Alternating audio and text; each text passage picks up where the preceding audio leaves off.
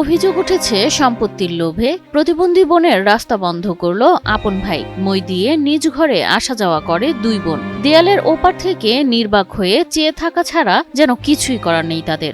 একা একাই বসা কান্দি যে কখনো ভাবি নাই আমাদের ভাগ্যে এরকম হবে। সগম দিয়া নামি, সগম দিয়া উঠি, বাজারতে এটাকে আনি, সগম দিয়া নামা। বড় বোন মই দিয়ে কষ্ট করে আসা যাওয়া করলেও প্রতিবন্ধী হওয়ায় 1 বছরের বেশি সময় ধরে ঘর থেকে বের হতে পারছেন না 35 বছরের প্রতিবন্ধী বোন কামরুন নাহার।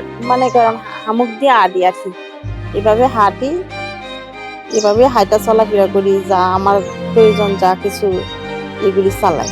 হাঁটতে পারি না, চলাফেরা করতে পারি না।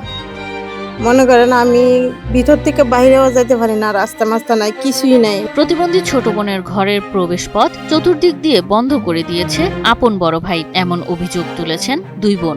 সম্পত্তির লোভে নিজের ভাইয়ের এমন নির্মমতায় নিজ ঘরেই আসা যাওয়া করতে ব্যবহার করতে হচ্ছে মই। কষ্ট কি, আমার ঠ্যাং আলু ব্যথা করে, 2 দিন ওইখান থেকে পড়ে গেছি, পড়ে ব্যথা হয়েছি।